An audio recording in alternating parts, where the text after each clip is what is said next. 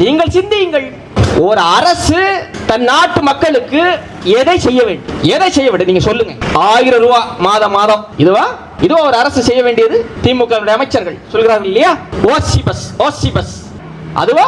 காலையில் எழும்பினதோ ஒவ்வொருத்தருடைய வங்கி கணக்கிலும் 5000 ரூபாய் போடுறது இதுவா ஒரு அரசு செய்ய வேண்டியது? ஒரு அரசு எதை செய்ய வேண்டும் அன்பு மக்களே? நான் ஒரு தனி மனிதன், எனக்கு கல்வி வேண்டும், நான் படிக்கணும்னா நானே ஒரு பள்ளிக்கூடத்தையோ கல்லூரியையோ கட்டி என்னால் படிக்க முடியாது. ஒரு தனி மனிதனால் அதை செய்ய முடியாது. எனக்கு உடல்நிலை சரியில்லை, என்னுடைய உடல் நலனை பாதுகாப்பதற்கு எனக்கு மருத்துவ சிகிச்சை, நானே ஒரு மருத்துவமனையை கட்டி சிகிச்சை பெற முடியாது. நான் ஒரு வாகனத்தை வாங்குகிறேன், வாகனத்தை என்னால் வாங்கிக் கொள்ள முடியும். ஆனால் அந்த வாகனத்தை ஓட்டிச் செல்வதற்கு இது போன்ற சாலையை தனி மனிதன் என்னால் செய்ய முடியாது. ஒரு தனி மனிதனால் எதையெல்லாம் செய்ய முடியாதோ அதிலே அவனுடைய அடிப்படையான தேவைகளை அவனுக்கு செய்து கொடுப்பதற்கு ஒரு அமைப்பு தேவைப்படுகிறது. அந்த அமைப்பு தான் அரசு. அந்த அரசை நடத்துவதுதான் அரசியல். எப்படிப்பட்ட ஒரு அரசை நாம் தேர்வு செய்து வைத்திருக்கிறோம் என்பதை அன்பிற்குரிய மக்கள் சிந்திக்க வேண்டும்.